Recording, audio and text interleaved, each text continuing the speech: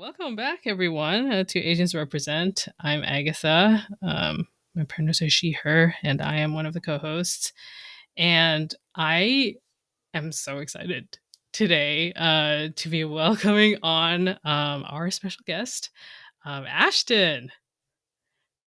Hello, everyone. I'm very glad to be here. I can't wait to hopefully not blabber too much, but to be sharing a lot of what I have been able to glean from my infiltration process for the past year-ish. Nice. Also, I have to say, your online handle is amazing. I know you mentioned before we started recording that it's awkward to refer to yourself as Mr. Ree, but it was like when we were talking about it and we were like, Mr. Ree, Mr. Ree, Mr. Wait a second. When I came out with it, I thought it was like punny and should be easy to remember. But afterwards, I realized it's kind of cringe to refer to yourself to it verbally. And also, when you try to sort of verbally share it, it kind of breaks down. Yeah. So, yeah, pros and cons. It was fun. It was fun. I think it's great. But I can also see it feeling awkward. Yeah. So I've been telling my friends, right? If I ever find like a lady GM or something along those lines, her stage name will be called Sing, Sing. So she'll be Miss Sing. And then we can have a missing mystery. Then they start. Yeah. It only gets worse from here. Oh my gosh. Yeah. Oh no. Shower thoughts. Yeah. I love that. So, how long have you been playing JUBENSHA for? Okay, so first of all, I need to commend your pronunciation of JUBENSHA. I love it. Oh, thank you. I do speak Mandarin. So. Nice, okay. Okay, so the very simple and not exciting explanation is that one of my friends from a board game group got into JUBENSHA first. His Chinese is, a lot better and he's a lot more comfortable in it. So one fine day, he just asked me, "Hey Ashton, instead of our normal board game session, you wanna try something new? I'll host a JUBENSHA for you." So I'm like, okay. So I went in like basically blind to the whole genre itself.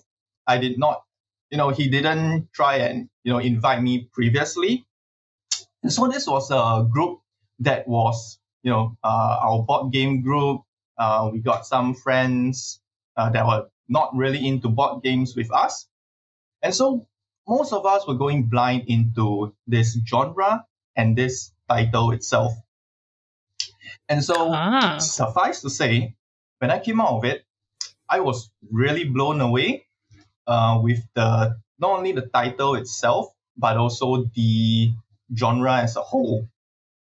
So a quick, essence, or rather, what I think is the essence of JUBENSHA was really well carried over. I have to cut you off there because I realized that me being so rusty in my hosting, I forgot to properly introduce you. I introduced your name, I introduced your punny online handle, but I didn't like people. Yeah, why are people listening to me blabber on? You gotta tell them before I start moving away. No, I have to cut you off here. So, Ashton, you're like an online, you're a GM for online JUBENSHA games. That's what you do, and that's basically how we even found you. Is because we were like, oh, we want to play this. We've heard about this. We want to do a podcast episode on it, but we couldn't find any JUBENSHA online or like even a person that can host. But then we found you, and then we had a game that you hosted, and it was great. So this is kind of what you do. But does that sound right, or do you want to elaborate in any way? Yeah. Okay. So I will cut myself off, and hopefully we get to continue that tangent. But yeah, Uh-huh. so right now, okay, so I will also normally introduce myself. Uh, I'm from Singapore, which has a JUBENSHA sort of like community, especially with the Chinese speaking crowd. And then right now, I am hosting two words, or rather, I am heading two words, which is our JUBENSHA translation and hosting efforts. And I host JUBENSHA online, and hopefully will be physically as Mr. Ree. Oh my god, okay, that's actually pretty cringe, but it's okay. Yeah. You So just okay, gotta own it. getting back to my tangent would be so that experience and especially that title. What was the Um, title? I'll get to that Oh. okay. So oh no, okay. So you see, the tangents are gonna start coming, and your plot lines, or rather your conversation lines, will start breaking up. Okay, so that title is one of the only titles where I feel the need to, or rather, I feel it's best for players to go in totally blind. Not in the sense of you shouldn't know what a Jibansha is. That's fine. But in the sense of the title and the poster and the synopsis don't really give you that much information to start the game. And it's even better to not know any of those because it gives you a bit of like a wrong or like an unintentionally wrong preconception. So, but unfortunately, unlike my physical friends where I can just drag them over and not tell them anything, since I am sort of recommending this title, I will have to share it because it makes no sense, right? But if possible, just remember the title and just play the game and don't um, search up anything about it. It's similar to say something like Oshinoko. Right? If you go in blind, if people know what I'm talking about, it is best to experience it blind. Like no synopsis, no reviews, no nothing. Okay. So this title in Chinese is called you know what, never mind. Because so it, yeah, I don't want to embarrass myself too much by totally misremembering the name. But the amazing thing about this title is that Storybox have already announced that they are working on a translation for that title, and the English title is called "The Diary of a Yandere Boy." So the moment where I say this title, you'll know why, and I need to follow up with it. Doesn't really make much sense until after the game, and so if you are into like Japanese culture and you know what yandere means, like do not be sort of afraid because it's not like an anime otaku title. And yeah, you see, I have to explain all these preconceptions where you should have just gone in blind. Okay, you have lost the ability to do so now. But yeah, if you ever have the chance, you just join a game, drag as many friends as possible, totally blind, and then it's so good. So what I can sort of share without spoiling more and making you less blind to the process is that I feel it does the essence of a chip and shell well, especially for newer player. So Okay. what I think is the essence of chip and shell is that each player will take on a role of their character and they will play and interact from that perspective. Okay, that is what I think is the essence. And what makes this particular title especially beginner friendly is that the culprit is not within one of, or rather, because potential spoilers, is that the players are fully cooperatively solving the mystery. So they do not have to potentially play as the culprit. Right? Does that make sense? So they are soft. They will all play from that character, but they will cooperatively investigate, discuss, and then try and solve the mystery. Oh, I Mm. see. So some players, including me at the start, I was very afraid of, getting the culprit role, having to, panic and then lie and then, try and misdirect. So this is well suited for that since you are solving it cooperatively. You don't have to be afraid of your, deduction ability or like a lying ability, etc., etc. Right. So we should get into just very briefly what is a Jubensha. This topic has been trending in kind of analog gaming circles recently, mostly because of the video from People Make Games.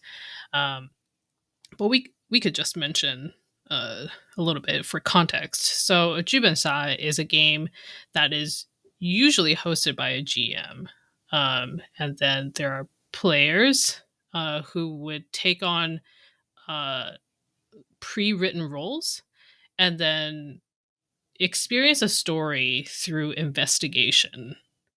And the story is usually a mystery, and it usually involves a murder, but not always. Is that a good way of defining it? And there are elements also of like board gamey and like werewolf in there as well, where you're trying to get information out of each other. You're trying to figure out which one of you is possibly the culprit, if that's the kind of game. And then in the end, a solution will be revealed. Does that sound right? Yeah, so the thing is that if we were to sort of time travel back to the earlier days, that would be absolutely correct, right? It's in a very simple simplification. It will be the social deduction aspect of like werewolf, and then but each player is like playing their character as if from like an RPG one shot session, right? You will role play your one shot D&D style, but or not D&D style, but like role play as a character, but your murder culprit is within one of you. So there's a sense of social deduction. Who should I trust? How will my character choose to do, etc. But then the in a sense, each player probably has their after experiencing a Jibensha would have their own explanation for what they feel is this like it's like this essence of Jibensha, right? So I talked about a little bit earlier that I think the what makes it a fun experience for me and like the important thing is that everyone has their roles, your personal memories, personal goals, and then we interact from the start from that perspective. Okay, and then the important thing is that I didn't mention anything about mystery or murder, which might not make sense because technically it is supposed to be a murder mystery, right? Yeah, I mean that's in the name. Yes. There's a So script and there's killing. exactly. And then so the Chinese title, like or rather the Chinese 剧本杀 Chinese word loosely translates to like script killing. And then in Japanese, they straight up call it murder mysteries, right? Murder mystery. Oh, So just a oh, quick interesting. background is that from Japanese side and I think the Chinese side, there isn't like the Western murder mystery parties, murder mystery dinners. So Yeah, when this Jibensha genre started popping up in Japan, they aptly just simply called it a murder mystery. right. So I shared a bit about what I think is the essence, which is playing a role and then interacting from that perspective. But of course, other reviewers have also mentioned that what they think the essence of a Jibensha is that the players are doing this process of investigation and deduction, trying to unravel the mystery, and then trying to find the culprit. So what which essence is more correct to you will lead to how you agree or disagree with the genre tags or the subgenre of how Chinese and the Japanese side decides to split or name their evolution of Jibensha titles. Right. So So, let's kind mm, of let's talk about the different categories that have evolved, right? I I know that there are some that that focus on different aspects of a Jumasa experience. Do you want to just briefly go through maybe what they might be on the Chinese side and then also on the Japanese side? sure. So, in the same way, there is it's like asking like a movie or like a wine connoisseur, like how many genres or what type of wine there are. They're gonna be like, how, right? But Okay. in a the parallel is very similar from like music, movies, and like any other mediums. There is a lot of settings, a lot of types of characters, a lot of different genres of stories. In a sense that it is true for like what you would say for like an RPG supplement, right? If there is a setting or like a kind of story you want to experience, there's probably a title for it out there. May or may not be good because reviewers don't are not able to say as much for Jibensha review. Okay, so I will start by sort of sharing the rather than the very nitty gritty genre tags that might not make sense for our listeners. I want to share a much macro evolution that is interesting.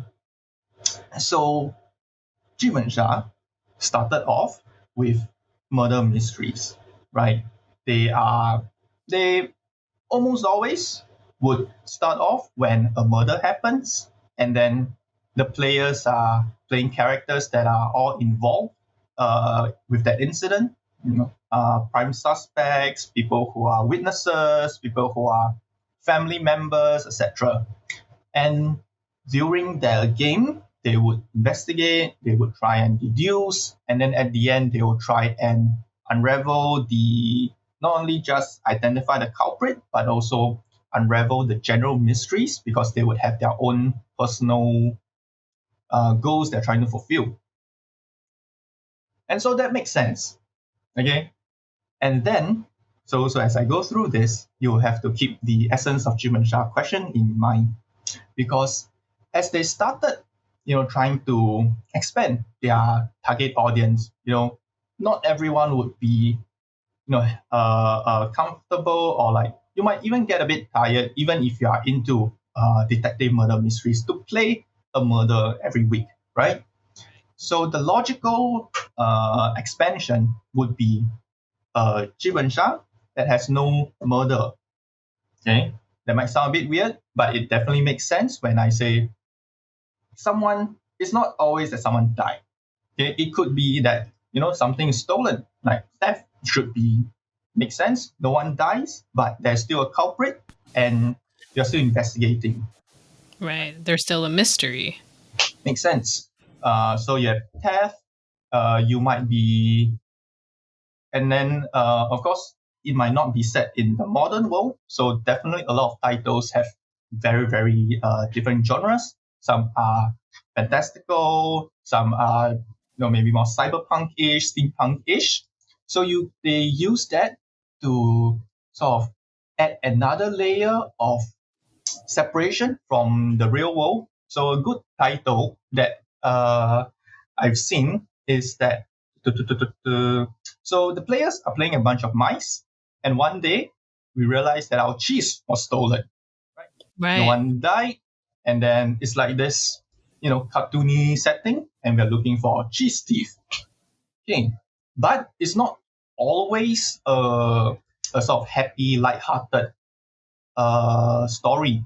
So, for example, another interesting title I saw was where each of us were like, it's similar to Spy X Family. Each of us is like part of this political strife happening, and then we're supposed to carry out a mission, but we found out there was probably someone traitorous, perhaps a spy, etc. Right? So no one died yet, I think, but someone is still the culprit, leaking information, etc., and you're trying to suss out. Right? So this makes sense. A murder mystery with no murder. Then afterwards comes a JUBENSHA, which is a murder mystery, supposedly, with no murder and no mystery. Okay? So if you are a role player, you would say, isn't that just like a one-shot role-playing game? And you wouldn't be too wrong. But so that is like the question of what is your essence of JUBENSHA? Does it need a murder? Probably not. But do you require a mystery and a culprit? Right. So for me, as long as we're playing a role, interacting from it, I think that's fun and good enough for me in that sense. So So what is this kind of JUBENSHA then that you refer to, that uh like what is the goal of playing these, and what are the kind of settings or roles or the stories that end up getting played out if it's not exactly. a mystery? Okay, so uh, for the murder mystery with not a murder mystery, a JUBENSHA with no murder and no mystery. Usually, the Chinese would use this genre tag that loosely translates to like joy or jovial, while the Japanese side calls it separately from murder mystery. They call it story play. So for the Chinese side, they simply use a tag, whereas for Japanese side, they sort of separate it as like their own genre rather than murder mystery. So this is how they decided to split it based on their general essence of what they feel. So to elaborate a bit more, uh, for the Chinese side, why they simply use a tag is because for them the gameplay is very similar, right? You will all have we gather here today because of an incident, and then there's a scenario, etc. You are given a character, and we would interact, right? The tag of this jovial tag is to illustrate that the general aggressiveness is lesser. There's no interrogation. You're not accusing people of murder, and hence this jovial aspect strengthened. So generally, it's more lighthearted. It's more casual, and the main goal, right, for the normal JUBENSHA is this intellectual battle. You have your death note, no game, no life kind of feeling. But for a jovial script, it's more meant to, like a beer and pretzels kind of game. You're like having fun as Okay. character. Now, to help you visualize it even more, I've recently been able to play this jovial title, and it will make a lot more sense to illustrate this genre. So Okay. imagine, Can you say it uh in Mandarin, yeah, or just say it in Chinese so I can get an idea of what you mean? yeah, The term? the genre tag or the title. Yeah. Yeah, the genre tag. It's a 欢乐本, 欢乐, Ah, I see. right? So Okay. it's Yeah. generally it gives you the sense of it's meant to be happy and fun, but not Mhm. necessarily. Okay, I'll not cut So myself off further. Okay, so the title is called 火化吧赶紧的. So it's like cremate him quickly, right? oh my god. So we are all playing as a relative of someone who has recently passed on, and we are all attending his funeral. Okay, we're all playing a character. We all have our scripts. That makes sense to me. Okay, but the goal is that we're not here to find who's his killer, etc. We are all here to for inheritance. Yes. Oh, I see. And I think that's the thing from the perspective of someone who plays a lot of tabletop role playing games. Uh, to me, that is what makes a Jubensa is the fact that there is a the gameplay element is you first everyone gets a pretty sizable script um compared to like a tabletop role playing game where a lot of times you have to write your own. But in Jubensa, you get the script.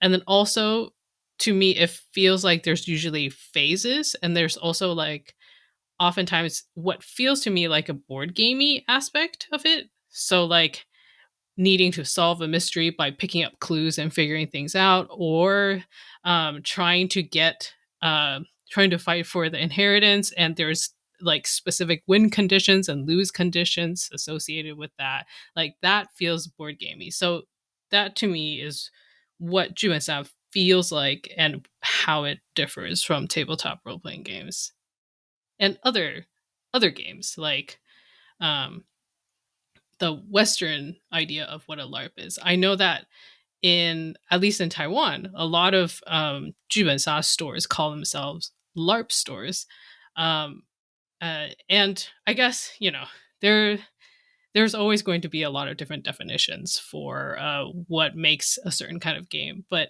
in the West, like when people think of LARPs, it's a very specific kind of role playing versus what Jubensa feels to me is it while it can be live action role playing, so that's not wrong, but it definitely feels like a very different experience.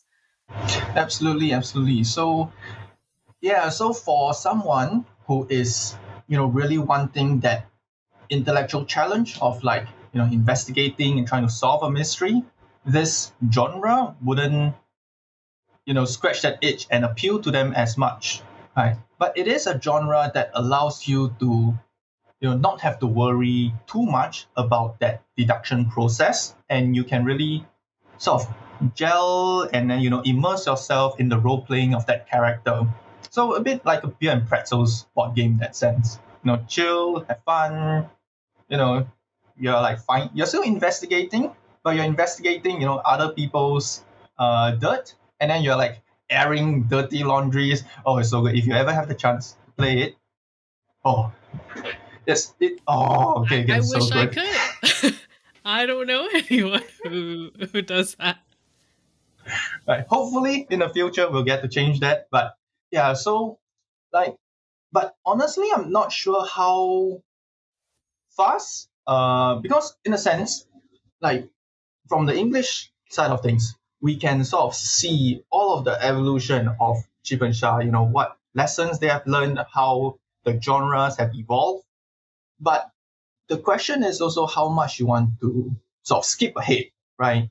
To introduce these different genres and different approaches.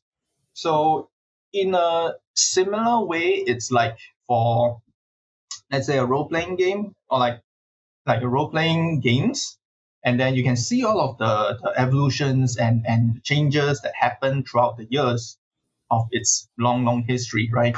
But if let's say we are uh, the scene is just starting up in a different country that is just being exposed to role playing games, do you immediately bring in 5E? Do you immediately also bring in Powered by the Apocalypse games, etc., etc., right? Or do you really pick some from the earlier stages and purposely slow down a bit in case of overwhelming them, right? Right. So So this is that's from a localization perspective. Um, so actually, I meant to ask what motivated you to translate games into English, to localize them into English, hmm. and is that and I like what you just said about picking the right game to localize into English. I'm also wondering uh, if that has determined why you chose Mountain of Madness as the first game that you offered to run. So definitely. all of that plays a part. So let me think. Okay, so why I started translating games in the first place, like, we started off of like a very, personal kind of motivation, because I am bilingual. My friend is also bilingual, and we understand Chinese, so we are able to play JUBENSHA normally, right? But even though Singapore is also multiracial, a lot of my friends are able to understand Chinese, but not all of them, right? And so after I played the first game and I played a couple more, I was like, yo, you guys are missing out. This is good, right? You should at least be able to try it once. So we started, just doing some very basic translation, get some annotations so that they themselves can also experience that title in English, right? So that was more or less how it went for a couple months. And then the fateful video of People Make Games dropped. And I saw that there Right. was actually, an audience, a potential English audience that had, nowhere to direct their attention to. So, this all saw, or rather it sparked something. So why I decided to translate and then offer it online, the motivation is, like, simply said, is like a quite selfish kind of motivation. So let me explain a little bit. So when I started researching more into Jibensha, right? Naturally you'll be like, oh, what are the best titles? What am I missing out? I want to play more. And I Right. quickly realized, for the Japanese side of things, uh, okay, so for a bit of context, for the Chinese Jibensha products, almost all of them, okay, no, but technically that's not true, because that's like, okay, you know what? It's so hard, like sort of being a time traveler, everything, right?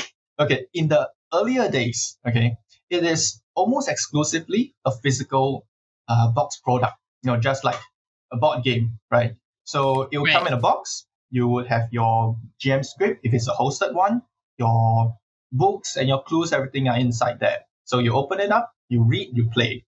Like, it's all in a nice package. And almost all of their titles come that way. The main sort of differentiating factor is the number of copies that are sold. So, for example, if they are sold to individual, they will have a lot more copies. In reference to like an indie self production, right?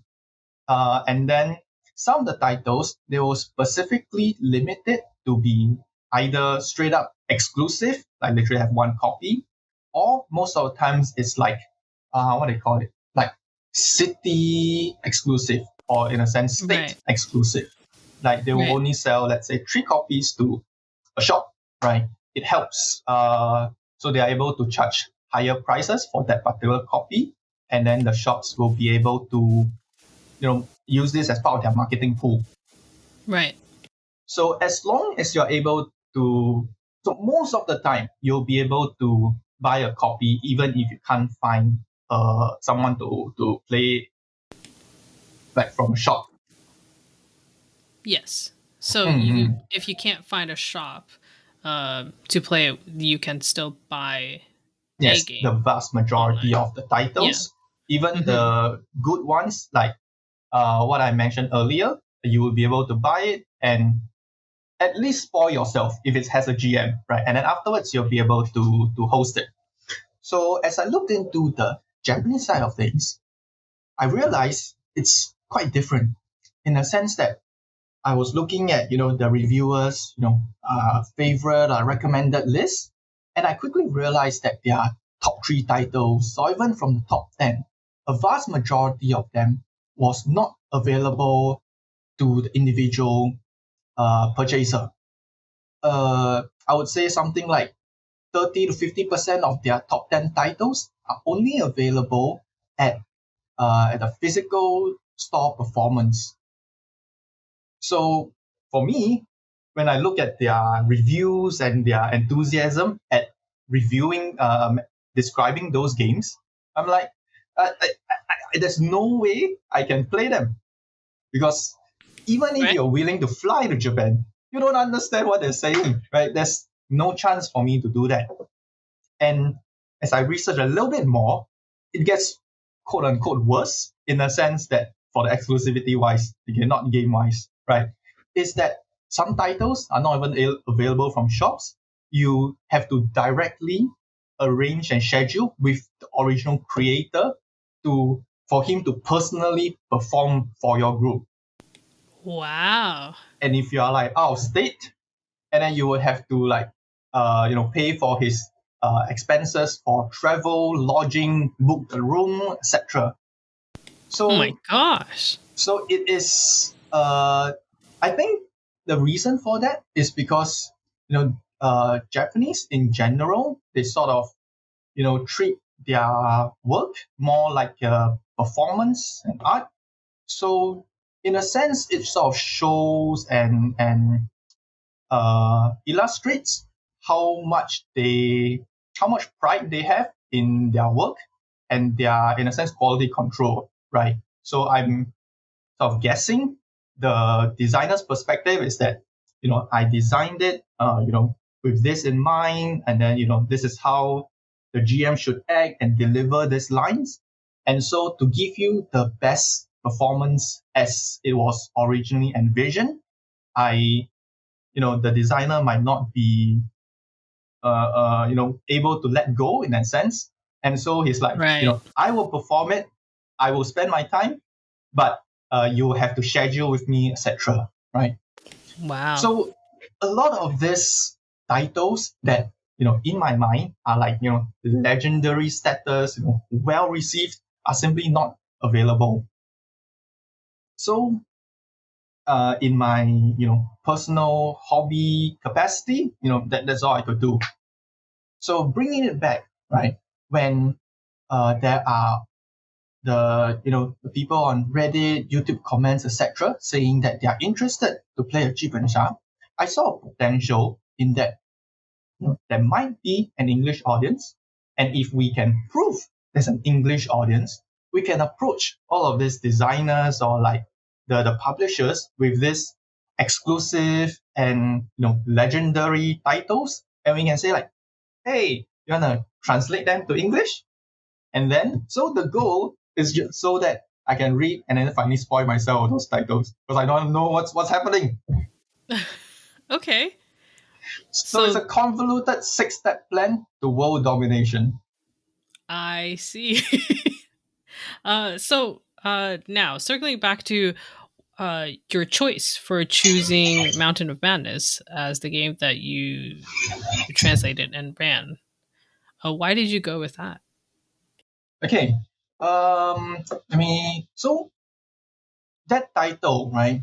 Mountains of Madness, Crossroads Conspiracy, which may or may not be the official name when the official English version comes out. You heard it here first, insider info. Okay. Yeah, so this So is like a fan translation, but they are convinced now that there is an English market, so they are translating it themselves into English. Not translating, they're localizing it. Um, and so that's very cool. But yeah, why did you choose that? Also, is is the reason why you chose a Japanese game because you want to convince Japanese creators so you can play the Japanese games? I did not think that far ahead actually. So Oh, uh, okay. okay, there is a couple of points for Mountains of Madness. So first of all, the main difference from normal Chinese Jimenshop product is that it was already available online. So that's also one of the big differences from Chinese Jimenshop is that even the smaller indie designers for Chinese Jimenshop would release their products as a physical box, whereas Right. a good portion of the Japanese designer will simply release it online digitally. So obviously, having a digital version makes a translator's life easier. Secondly, that particular title, its its reputation precedes it in a sense that I have heard of it, and it has been, I've been keeping an eye on it for a long time by now. And I knew it was a good game with very interesting uh, approaches. That's probably all I can say though. Yeah. And Yeah. then last but not least, it was available for free as part of his marketing technique. And a very important thing was that it stated that you are able to host it without approaching him for permissions. So, Ah, I see. so that is also one of the big differences from the Chinese JUBENSHA side. Usually for Chinese JUBENSHA, they would be substantially more expensive because they would include this performance rights within their prices. When you buy a game, they simply Right. don't care. You can just host it once for your friends, or you can buy as a shop and host it whatever you want. But for the Japanese side, even the indie digital designers, they would very specifically state this their performance terms and conditions. A lot of them will at least require permissions before they allow you to perform their title as with any kind of remuneration or even like location entry fees. Right. So the first title of Mountain of Madness was a good combination of points that allowed me to basically get an MVP faster. What else? What else? There was one other point. It was available online, and so it was good online. So I didn't have to scan and adapt anything. Right. There's probably another point that I've forgotten, but I think it.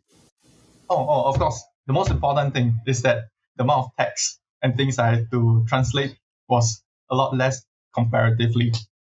Yeah, the backstory, I was surprised by how short it was, compared to some of the stuff that I looked through for Chinese Jubensa, which were some of them 13 to 25 Yeah. pages of backstory, but parceled through, like, you don't read it all at once, were the ones that I took a look at. So it was basically Mm. divided into 3 stages, and then you would read some of it each stage, but still, it was a lot. Yeah. When so in a general sense, they would sort of divide titles into like, a beginner friendly, intermediate ish, and like kind of, I forgot what's the other term, maybe advanced. But Mhm. generally, they use this kinds of differentiation, like in the Chinese side, for what do you call it? Like the complexity of like the mysteries or the mechanics. Right, So it doesn't really help in the amount of text. So that is a slight unfortunate thing. right, Whereas it will be good if like you can put like a 1 star for amount of words, right? And then it's like 1 page, for example. And then if it's like a 2 star, maybe you get a 3 page backstory. Something like that right. might help ease a newer player in. Yeah, I mean, I wouldn't mind reading all of that for a game, but it definitely feels like a culture shock. I think it's just, um, it's hard to ask people, in the West before they play a game to read a bunch of anything. Yeah. Tell me about it. So, speaking of getting players, like, I'm very curious, where Mm. you've been running this online, for, like, for how long now? Only a couple months. Basically, just slightly after the People Make Games video Yeah. drop. That's about when I started for the online side. Okay. Uh, so our crew, the Asians Rep crew, when we played, were people from Canada and the US. Where else have your players come from? So I believe generally more of the Western side because I would always be like, "Hi, good evening, guys," and then be like, "No, this is like 3 a.m. in the morning. I'm dying. I work tomorrow." And I'm like, "Okay."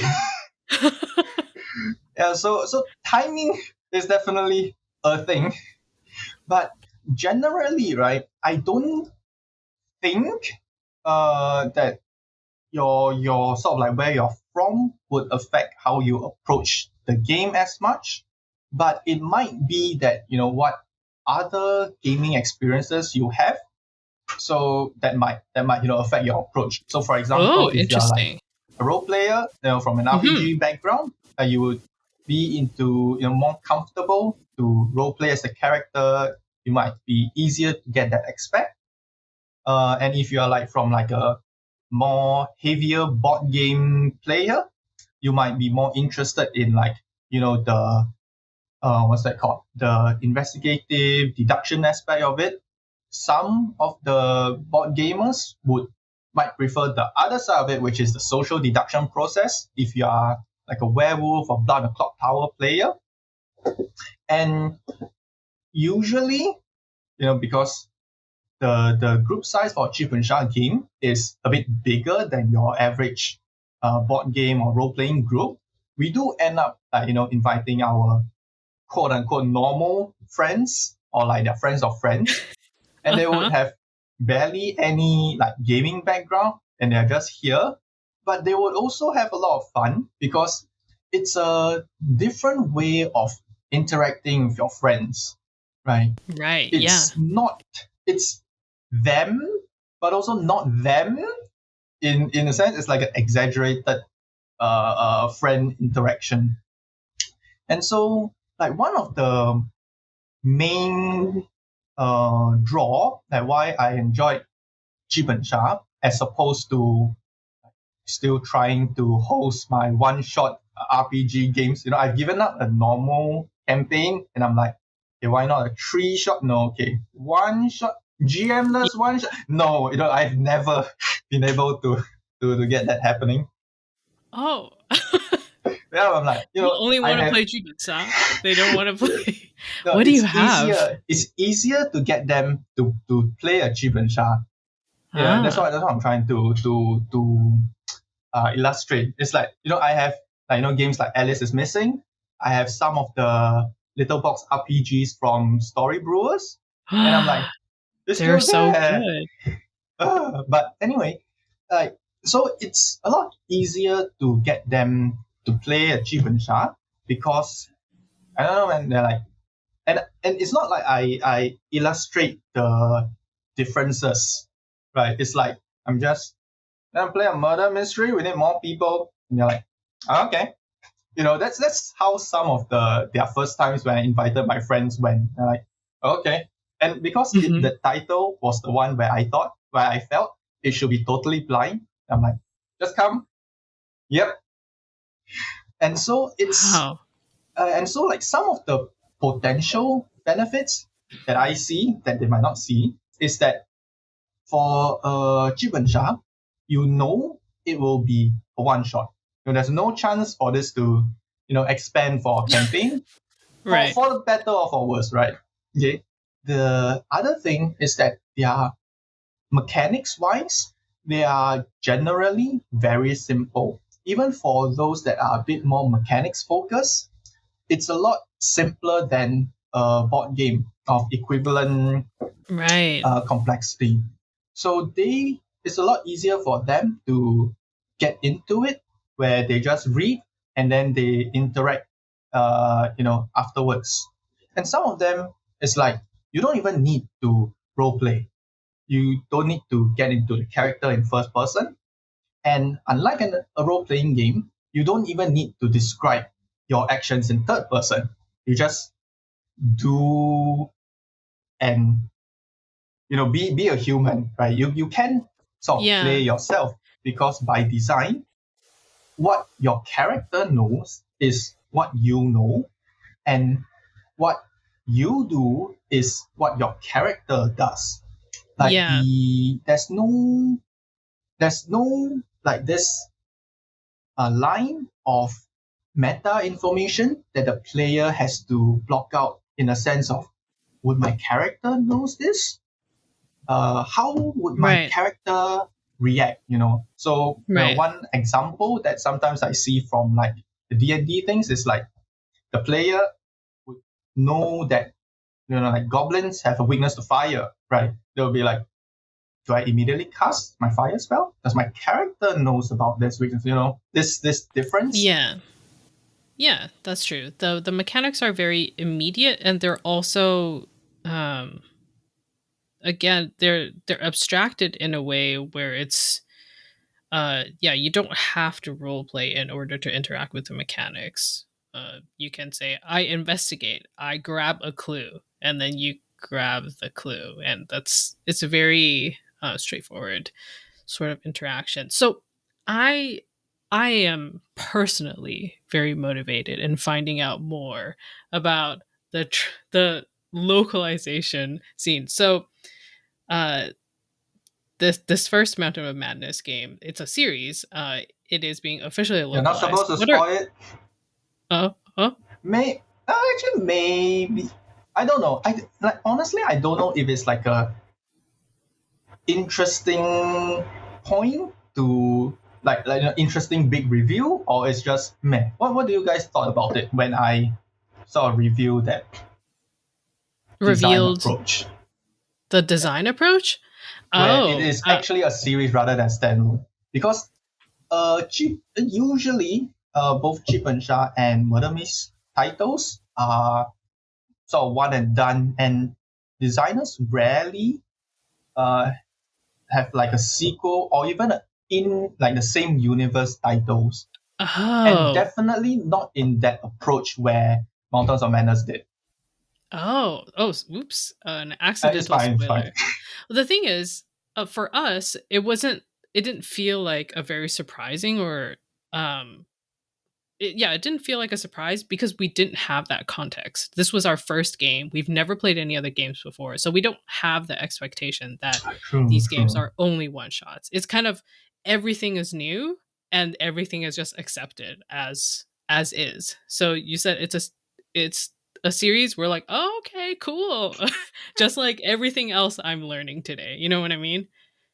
But Mm-mm. like where how do you see it evolving? Do you think that like English localizations of Jubensha are going to get bigger, specifically in Singapore? It does seem like Singapore is like the perfect place for localizing Jubensha into English. So, um, so definitely, most of the titles available, right? I mean, naturally, are in Chinese. Those that are available in Singapore, and there are like different shops that pop up, that are catered to the Chinese-speaking crowd, whether local or not, and they will have quite a good selection of Chinese titles. The main issue that everyone has to deal with, and for the information or reference for potential English shops, is that Jibensha faces the same sort of issue as an escape room shop. Right, Right. all of your titles are one play only, so either you need to keep marketing and pulling in new customers, which is of course a very difficult thing to do, or you have to keep making new titles so that your current the player base that enjoys your games come back, which is also in a way not very sustainable, especially trying to put out good quality titles every time. Yeah. So I think that would be one of the main reasons why a Jibensha shop would be difficult to sustain. And in a way, I don't think they have very much solved that issue from either from China or Japanese side. For the So I mean, in the end, it's still an open conversation, open discussion that's ongoing that you will have to solve in your own way.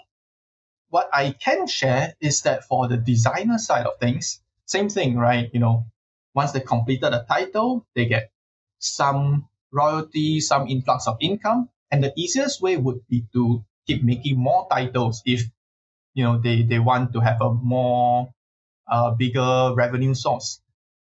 But some of the things that I've seen happening and also been discussed is that, so the easiest thing to do, right, is to have like a epilogue, side story, etc., where people who have played the game and then they can get this little side story for either an epilogue or maybe a prequel, sequel story, short one, that they would try and sell. Some of them have some sort of merchandise, like an acrylic keychain that is like an in character or like an in universe item.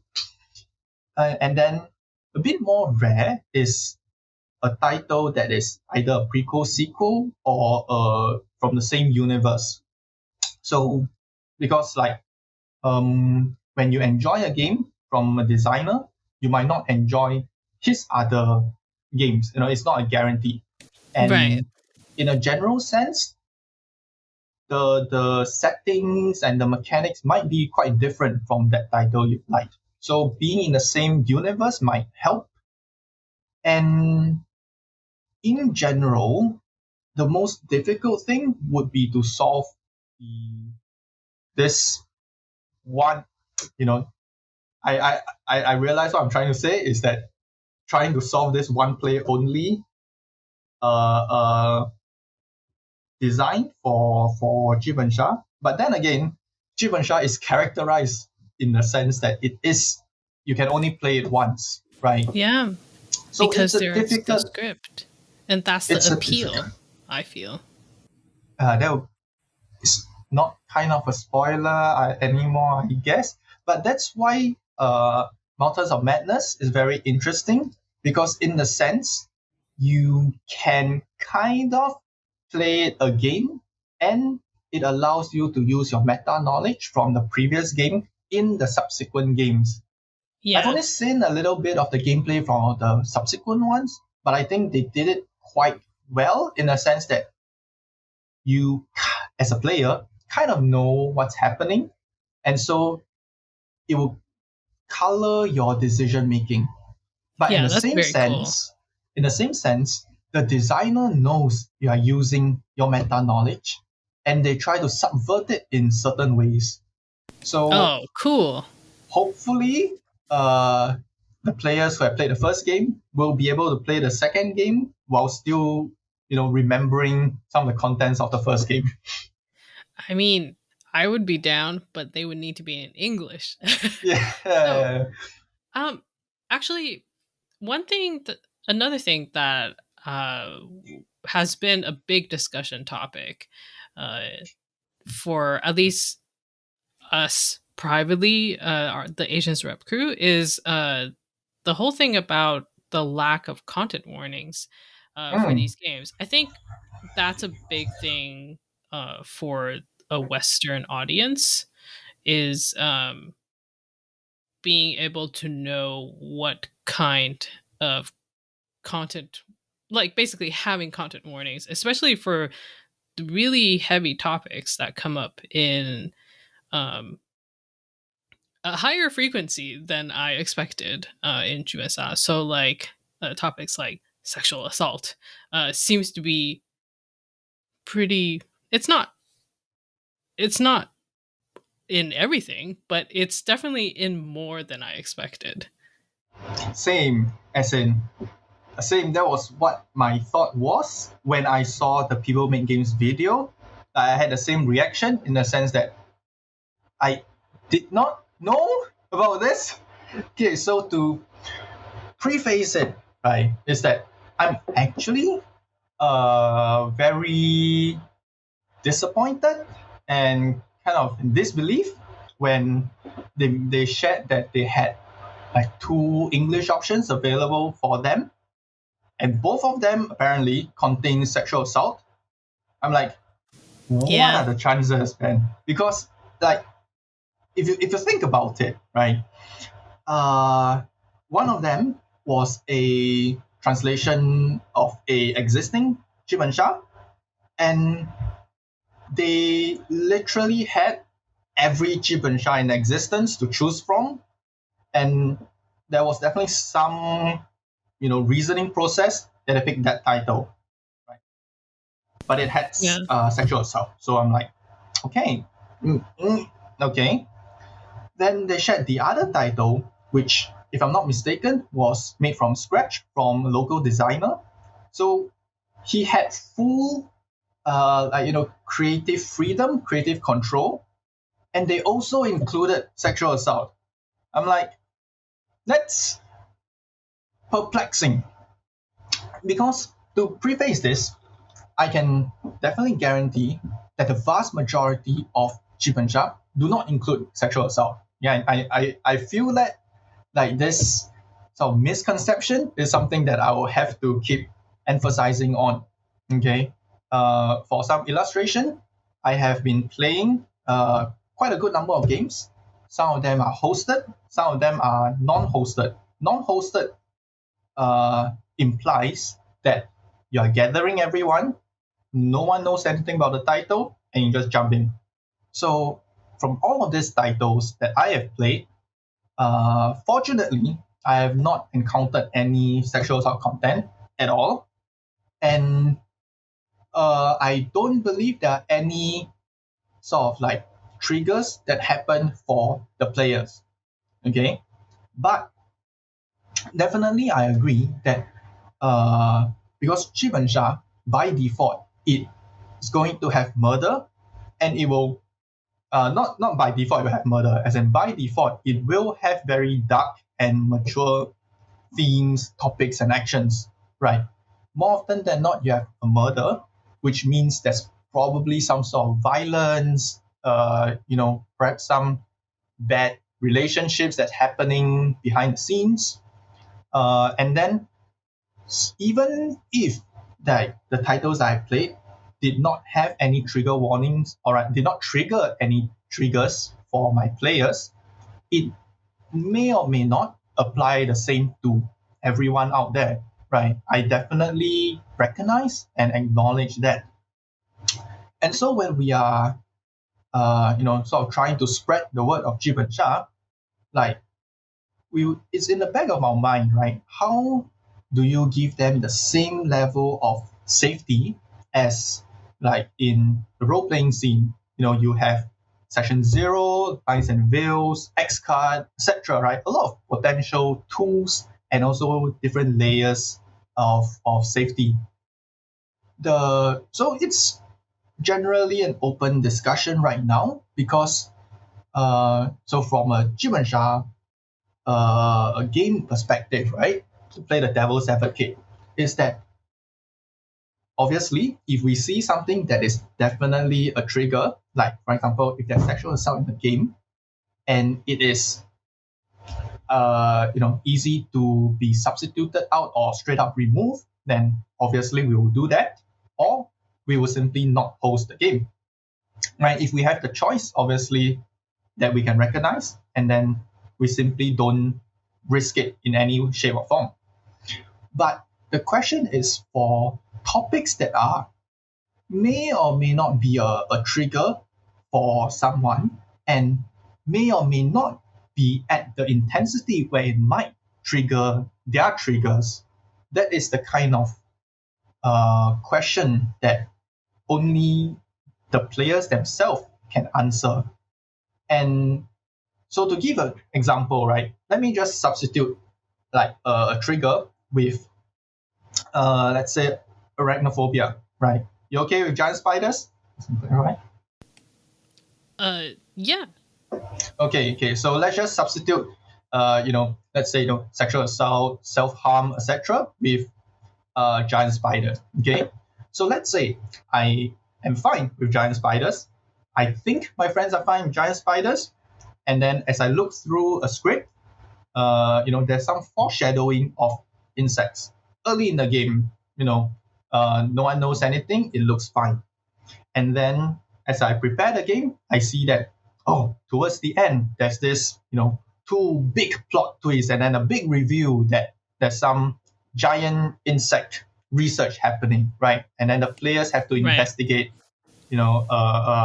flying cockroaches, giant spiders, anacondas, etc.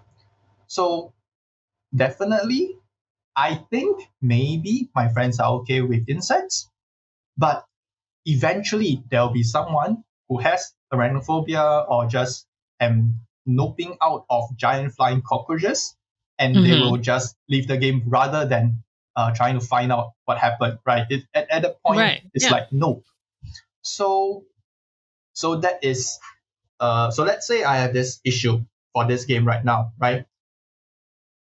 I don't think I will be able to straight up plaster giant insects as a potential trigger, because if that is part of the review, big review at the end, or like someone's important secrets, like it doesn't it doesn't have that same payoff if the players are able to see the foreshadowing like 3 hours earlier at the start of the game.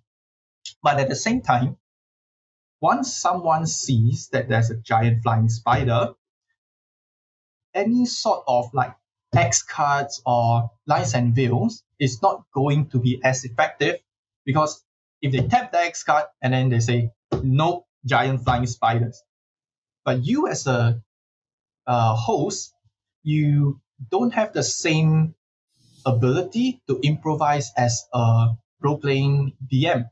Your Yeah. clues and your backgrounds, they're all set, right? Yeah. So that is the sort of the issue that we have to solve for contents that are potentially triggering, but important plot point wise, that I cannot simply just control F and then change everything. Yeah. Well, my opinion is that whoever puts out the games, whoever publishes the games, whoever writes the games should put in the content warnings.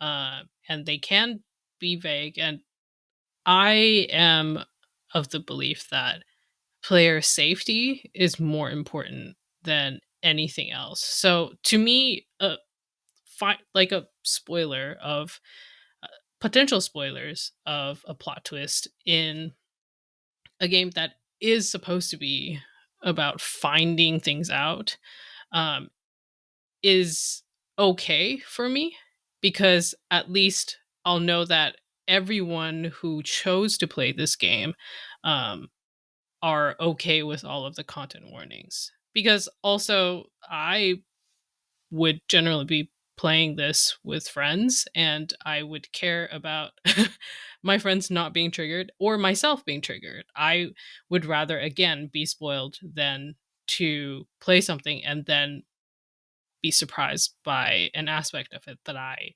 definitely would have chosen not to engage with. I just would have chosen a different game. So I feel like, just as a consumer, Mm, I would prefer I it's not that I would prefer, I want that. And I feel like that's how it should be for also for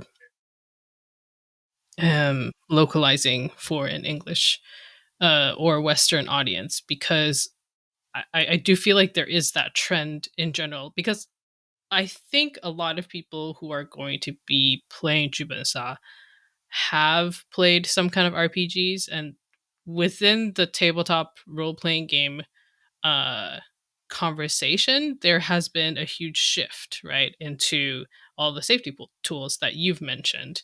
And so I think there is definitely a degree of expectation for that kind of, and also in some video games as well, now they would put in content warnings for certain mm, mm, things. And that's just, to not have that, and then to have something very triggering, I think would reflect very poorly.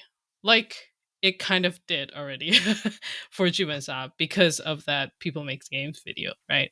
So um that being said, uh I I want to ask you about what future plans you have for Jubensa. So you have this you host games online, and you so there's that one game, but what other games, what are your future plans? right. So definitely more games is More uh, games, yes. yes, that is definite. So the same. sort of approach will be like what I mentioned earlier, is that my whole motivation is that even if I can't play the legendary titles, I want to be at least spoiled of it and be part of that conversation, right? So we are currently approaching different designers, and especially those that are quote unquote legendary, well reviewed titles. So right now we are actually in the process, or would have really, I don't know, man, time traveling shenanigans. Anyway, so right now, as of recording, we are very happy that we have two amazing titles that are beginner friendly in certain ways. So the first title is called Malice of Fantasy.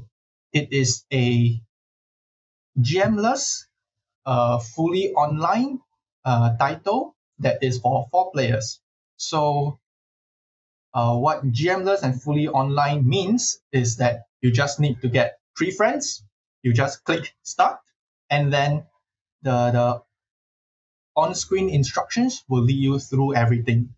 So the main benefit of that this title is that it is designed with the absolute beginner, with no prior JUBENSHA contact in mind. So it gives you a good sense of what a JUBENSHA experience would be like and can be like. Right. Because, okay, no, because that might be a spoiler. But Okay. anyway, I A- just suffice to say it is friendly, beginner friendly. And this is hosted through your company, Two Word. Is that right? Yes, so you'll be able to find it via either 2 words, or I also put a link through my list of games via the mystery website. Mhm. And Malice of Fantasy is a prequel, because this is a trilogy of titles. So Malice of Fantasy is the prequel, which makes sense because likely you play it first, potentially. And the other 2 titles, actually all 3 titles are standalone, and technically it is fine to play in any order. The other title is Malice of Starry Skies and Malice of Desolation. So these 2 titles are full Jibensha titles. They are still beginner friendly in the sense that it is narratively forgiving, right? But they definitely Ah, do take the training wheels off and let you do your full role playing, investigation, accusation, etc. So this trio of titles is something we are very glad to be able to translate to English and share with uh, the English speaking audience. Because if you think about it, right, when we basically use like a co-approach to approach these designers, and then you receive like a random email from some random guy from Singapore and be like, yo, I like your games. Can I translate that? So actually, we are very, very, like, we'll forever be indebted to the original designer, Ibara Yugi, and his team for basically, giving us a shot and also having enough trust in the English audience to spend time and effort. And we had actually, they were actually very responsive and in our questions, etc. Because when we are wow. translating this, we do run into certain questions, both rules wise and also like design wise. I try to ask questions like, what is this phase, or like trying to approach, and then what is their, is there a kind of like an emotion or like a message that they're trying to explore, or Right. yeah. So in the same way, uh, I want to sort of have that same kind of mindset as the Japanese hosts, where they would have this sense of quality control and try to perform it in the same way that it was sort of originally envisioned. And let me go on a slight tangent that for those Japanese hosts, right? that are hosting, as okay, how do I sort of phrase this easier? Okay, so as I mentioned earlier, the Japanese designers, when they release their games, they will have terms and some conditions for performance rights or performance approval, right? So they would say, approach us if you like to have paid performances and get approval. The approval process is not like as simple as here's my links, here's my shop, I am a legit shop. They would literally personally approve you by saying, okay, go ahead and record a game of you hosting, and we will review it and Oh, personally wow. approve it. So a lot of them have under their game listing, if you want to buy the game, and then below that you would see these are the officially approved GMs, and there'll be like three. Even for like the smaller indie designers, they'll be like, no, you are not allowed to perform this. And if you are an approved GM, I know you have to be an approved GM to perform this. And here's a separate link to sort of support, because they do like a kind of a revenue sharing for approved Oh, GMs. So even if wow. you want to GM, you're willing to pay them, but they can still say, no, you are not Right. worthy of GMing this title. Interesting. Wow. So Okay. for us, when we were translating Malice of Starry Skies, we recorded the actual playtest session, and we also sent it over before they approved us. And this was before any like discussion of actual numbers. They are like, go ahead, translate it, let us approve, and then we will talk. So there is there's this quality control and this sense of pride for their basically their artwork that they want to maintain. Right. Okay. So that's very cool. We're gonna link all of your websites in the show notes. Will you consider only doing the Japanese games, or would you also consider Chinese ones as well? Yeah, so definitely. So it's not like we are limiting ourselves to either sites or like either genre. Right. The general approach right now is that some of the Japanese titles already have available online. They are slightly easier to reach because their designer would be on say Twitter or X, whichever is called now, Mm-hmm. and that's how it's sort of leaned towards at the moment. But of course, there are many many great and amazing JUBENSHA titles.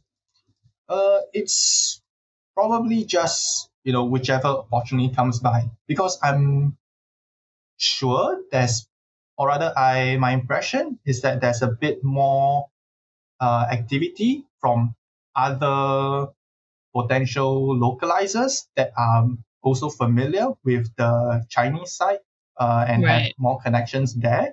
So Right. it depends. We try to spread out our efforts and not overlap too much. It's simply play to our strengths. Okay. Yeah. Okay. So, uh, let's answer some patron questions. We are. This has been a long episode, but so many interesting things. So let's get to our first question. Uh, is from Eisen, and the question is, uh, are there well, I guess this one is specifically: are there any Chinese cultural assumptions in Jubasa that you find that would need to be maybe changed or more explained more uh, when introducing them to a North American audience or just a Western Hmm. audience? So definitely, because originally those titles were just designed for the Chinese audience and probably specifically for China themselves. So we when you simply try to directly translate things, a lot of them will not make sense. right? Simple or like a simple example would be some of their phrases, their idioms. They will need to be localized, and definitely some of the JUBENSHA, they would have certain like scenes or like NPC cutscenes in that sense that will not give you the right context if you simply don't understand what it means, right? So a good example is one of the previous titles that I played. There was this wedding that's happening, but obviously in a JUBENSHA, it is set in the like this Chinese traditional kind of wedding with like tea ceremonies, and they're wearing like traditional costume. That would not you, as a Western audience or even as me, like I simply won't be able to understand as well as what Right. it was trying to convey, right? Right. And for the title where we were what do you call that, attending a funeral, it was a Chinese funeral with like joss and some candles, and so that was very different from what you would be able to expect from or supposedly what you would expect from like English localized version if that ever happens. This is not Ye- like a foreshadowing. Okay, there's no plans for me right now.